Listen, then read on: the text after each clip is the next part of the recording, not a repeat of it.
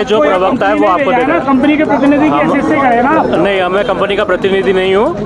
आप आपके नंबर वगैरह दे दीजिए। हम हमारे से मौजूद है। यहाँ पे मुझे कंप्लेंट आई थी कि गैस लीकेज है, लेकिन यहाँ पे गैस लीकेज नहीं है। नहीं है, ये तो पिछली बार भी कहा गया था। पिछली बार भी यही कहा था। जांच रिपोर्ट कहाँ है पिछली बार की, ये बताइए ना। कलेक्टर साहब के पास। तो कलेक्टर साहब के पास में अभी तक सार्वजनिक नहीं, मैं इतना ही कहना नहीं, ऐसा कैसे कह सकते हैं सर? ये जिंदगियों का मामला है, ये जिंदगियों का मामला है, ये जिंदगियों का मामला है।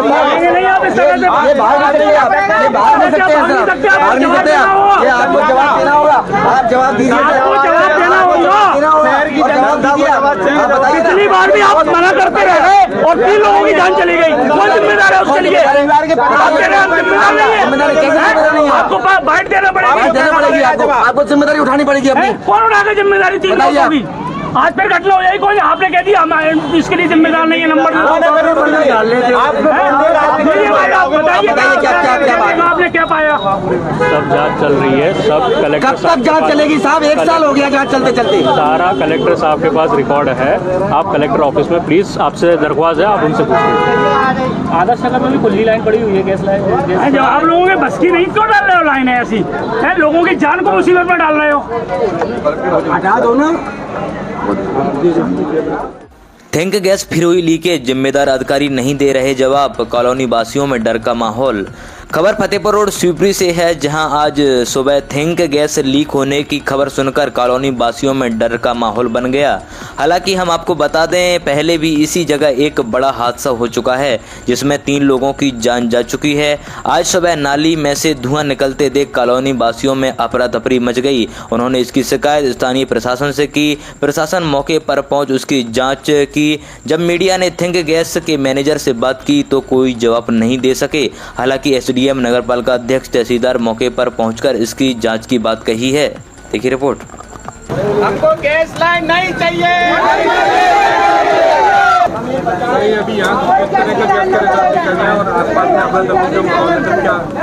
एक्चुअली अभी ये सूचना मिली थी थोड़ा समय पहले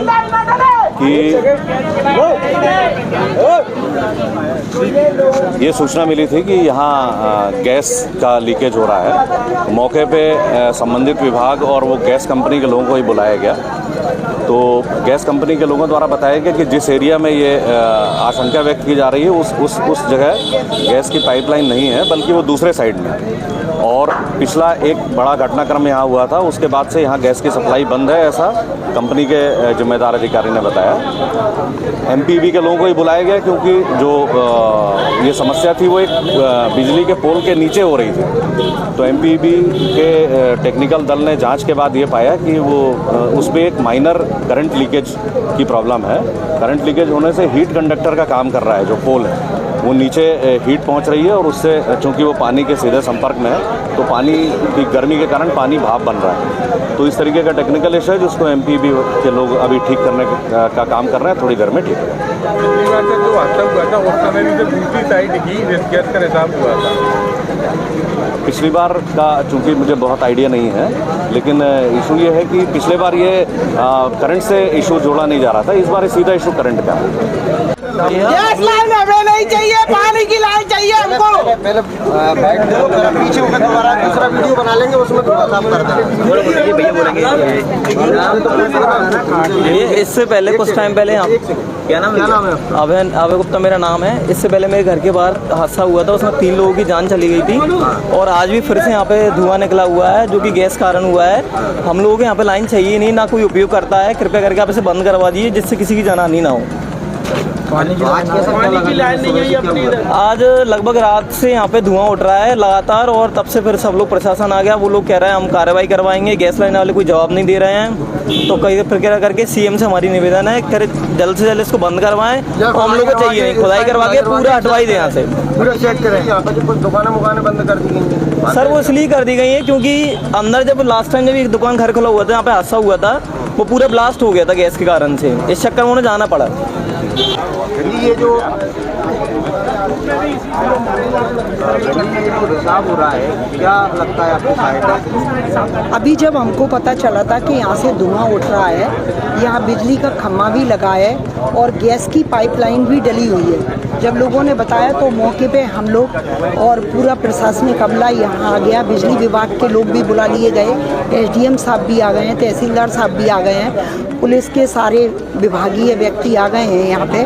और अभी बिजली वालों ने ये चेक करके बताया है कि इनके खम्भे में कहीं फॉल्ट हो रहा है और वो फॉल्ट पानी से, क्योंकि वहाँ पे नाली बनी हुई है तो वो पानी से मिल रहा है, तो वो करंट के वजह से उसमें आगी जैसा धुआं निकल रहा है। लेकिन वहाँ पे ये गैस लाइन वालों का बताना है कि वहाँ पे कोई गैस की लाइन नहीं है। पर पिछली बार भी यहाँ एक बड़ा हादसा हुआ था जिसमें 3 लोग ख़त्म हुए थे। वो हादसा बहुत बड़ा था, दर्दनाक हादसा था और मेरे सामने ही हुआ था वो हादसा।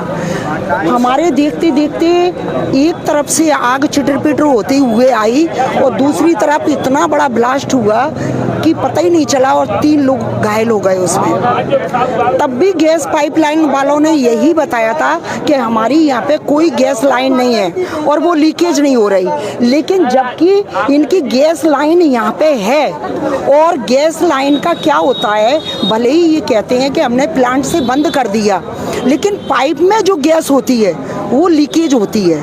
और इस समय गर्मी है तो और भी ज़्यादा गैस बन रही होगी, क्योंकि पहले से जो गैस मौजूद होगी उसके ब्याह पे और ज़्यादा गैस बन के वो लीकेज हो रही होगी, तो कोई दुर्घटना ना हो। मेरा सारा प्रशासकीय अमला से कहना है और बिजली विभाग के लोगों से भी कहना है, और ये थिंक लाइन वाले जो डाल रहे हैं उनके मैनेजर भी आ गए हैं, उनसे ये कहना है कि प्लांट को बंद करें और जहाँ जहाँ इनकी लाइन डली है वो लाइन को चेक करें। भले ही वो लाइन बंद है लेकिन उसको फिर भी चेक करें कि उसमें गैस तो नहीं है। अगर गैस होगी तो बड़ा हादसा कोई रोक नहीं पाएगा।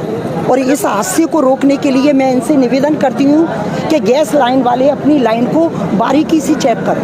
जी, 21 जून को जो हादसा हुआ था, 3 लोगों की मौत हुई थी, उसमें आप प्रथम नागरिक हैं, उसकी जांच की रिपोर्ट में आज तक इस क्षेत्र के लोगों को ये नहीं बताया गया है कि वो ब्लास्ट किस काय से हुआ था, गैस से हुआ था या नेचुरल गैस से हुआ था।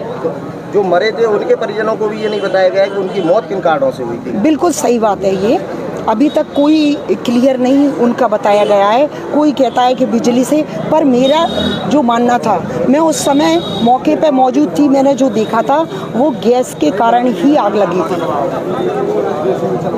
क्या नाम है आपका? जयप्रकाश धाकड़। जयप्रकाश जी, आप पिछली बार हादसे में घायल हो गए थे। हाँ जी। कैसे क्या? मेरा पूरे दांत निकल गए, पूरा सर फट गया था, ग्वालियर या मेरे को कोई मुआवजा नहीं मिला।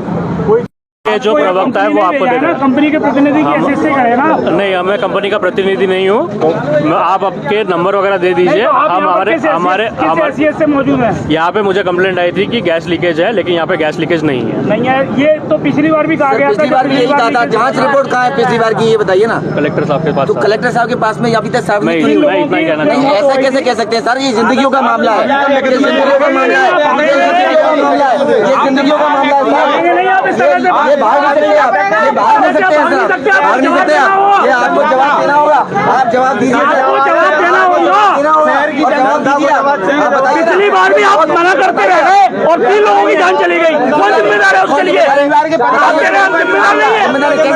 आपको बाइट देना पड़ेगी, आपको जिम्मेदारी उठानी पड़ेगी अपनी। कौन उठाकर जिम्मेदारी? 3 लोगों की आज फिर घटना हो जाएगी। कौन आपने कह दिया हम इसके लिए जिम्मेदार नहीं है? नंबर आपने क्या पाया? सब जांच चल रही है, सब कलेक्टर। कब तक जांच चलेगी साहब? 1 साल हो गया जांच चलते चलते। सारा कलेक्टर साहब के पास रिकॉर्ड है। आप कलेक्टर ऑफिस में प्लीज, आपसे दरख्वास्त है, आप उनसे पूछिए। आदर्श नगर में भी खुली लाइन पड़ी हुई है, गैस लाइन। जब आप लोगों के बस की नहीं, क्यों डाल रहे हो लाइन ऐसी? लोगों की जान को मुसीबत में डाल रहे हो। हटा दो ना।